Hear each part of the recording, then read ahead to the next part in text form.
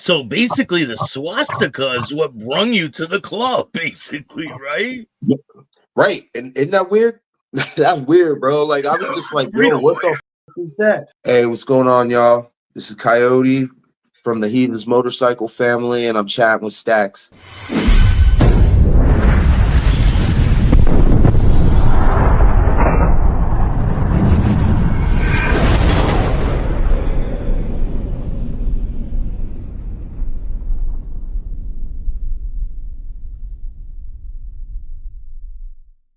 Welcome to this episode of Chatting with Staxx. I'm your host, Bill Staxx, and today, what's up, man? Going on, Joe? Hey, how you doing, man? I'm doing great. Thank you for joining me. I appreciate you taking the time. Hey, I appreciate the opportunity. Yeah, no doubt. So you're a part of a club, the Right. Heathens, right? Right, Heathens Motorcycle Family. Yes. So they don't call it a motorcycle club; they call it a motorcycle family. Yeah, we're a family. We're a family. To us, it's much more than just club. We're really there for each other, and we're at each other's houses, watching each other's kids sometimes. You know how it goes, Yeah. so we're a family. Yeah. So where were you born and raised? Well, that's kind of crazy, man. I was actually born in Honolulu, Hawaii. I was born at Triplets over there. Both my parents were in the Air Force. They split while I was over there, and we ended up moving place to place with deployments, whatever. Ended up in Pennsylvania, Chambersburg, Pennsylvania. It's real close to Maryland. It's a little small town. That's where my mom was raised. After that, came out to Tucson, Arizona. So I've been here pretty much ever since. And how did you first get introduced to the motorcycle life? Did you have one when you were younger, or? Yeah, it started, man, I was about 8 or 9 years old, right? Freaking, technically, I guess he's a cousin or something, but he was old, he's way older than me, man. So I was just calling him Uncle, my Uncle Brucey. And he's a wild dude, like he was like on some Breaking Bad shit before Breaking Bad. Like, real talk, man. He was on some crazy shit. But he used to run with a club. I don't know exactly if he was in it or not. I don't exactly know the details. I was young, and they used to pop through my mom's house and stuff. And my mom kind of knew some of them too, because at that time my mom was like a prison guard out there, so she knew some.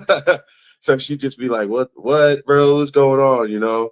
So that's how I got introduced to the life. And being on the East Coast, you just see bikes everywhere. I was just totally infatuated with bikes. I read about the culture growing up. I went to school for sociology and everything. So that type of stuff like really hits to me. And I was just, I guess, infatuated with it since a young age. So when were you first introduced to this club? Have you come across other clubs in your come up? Yeah. Just here and there, and then, on the outside looking in, it's like, oh, snap, and in the beginning, you don't know the difference between, I guess the pecking order. And you're like, oh, shit, they're in a club, and, it's like a hog group or something like that. But, when you don't know, you don't know. Just in Arizona, it's beautiful riding weather. So you see clubs everywhere. Yeah. So freaking, that's pretty much it on that, like. What was your first introduction to the club you're in now? Like, how did you meet the people? How did it even transpire? It's kind of crazy, man. They just kind of were always in my radar. I remember the very first time that I saw a heathen was at this bar in Tucson where I'm at. It's the oldest bar in Tucson. It's called the Buffet. And I was there and I was on a date. And I'm sitting there talking with this chick, and I look over and there's these two dudes, and I see them, and they got a buzzard, and the buzzard, under the buzzard, there's like a swastika, and I'm like, oh, shit. You know what I mean? Like, what are these dudes? I'm like, what the you know what I mean? So the girl I'm with, she's like, just stay here. If we stay here, it won't bother. I was like, well, I need another beer. Like, I was going up there anyway. So I just go up, and me being me, I'm a pretty chill dude, you know, like I was just like, hey, what's happening? And they're like, hey, what's going on, man? Super friendly. And I was like, oh, okay, cool. You know, like they're super respectful. I didn't see no BS, so I just left it at that. Fast forward, I was a part of a social club based around like metal music called AZDM out in New York. It started out in New York. It's a whole thing. But we're at a show one night and a couple of heathens showed up and a couple of the dudes in AZDM came up to me. They're like, yo, just to let you know, I think there's some Nazis in the building. And I'm like, what? They're like, yeah, man, there's some swastikas in the building. And I'm like, oh, dude, like, you know what I mean? Whatever happens, happens, you know? So I keep doing what I'm doing. I think I was smoking a joint or something. And one of them comes up to me and he's like, hey, man, how you doing? And he introduced himself. I was like, what's going on, man? I introduced myself. He's like, hey, just so you know, I saw some of your boys kind of iron us. And like, you know, we're in a public place, man. I was like, yeah, I know. And he's like, we're not here for any problems, man. That's not what people think it is on the back of our cuts. And, you know, we ended up chopping it up. So at that time, I met that guy and I met a couple of other people and we're the whole night drinking. And one of them said to me, who actually turns out to be he's my P now. He's like, you know, one day, man, I think you're going to end up riding for us. And I was just like, okay, you know, whatever. Then I ended up riding with them, man. And it turns out some people that I came up with were a part of the club. Some people, I was a sponsored skateboarder for a while. And like, there was a dude in there was on the same skate team as me. And he's like, he's the reason I'm there. You know what I mean? So here we are.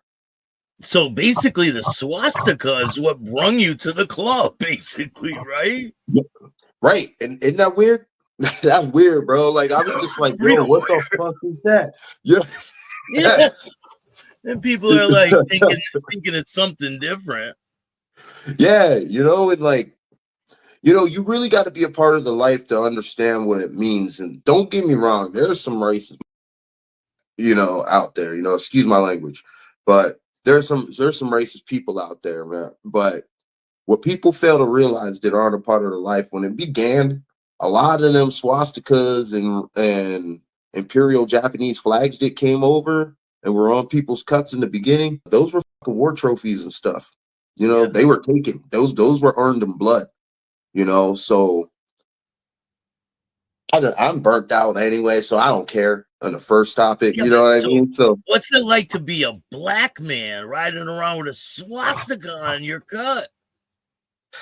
It's funny. You know, I usually out here I stay geared up. So, you know, I got my long sleeves, my gloves, I got full face and gator on. I'll be at a stoplight and you'll see people in the light. You just like, you know, like you can tell they're talking. And I'll just lift my visor up and be like, and they're like, I did that one time, and some dude, I did that, and they all just froze, and I just took off. I look in my mirror, and they're still there, like confused, people honking and stuff. You know, I don't care.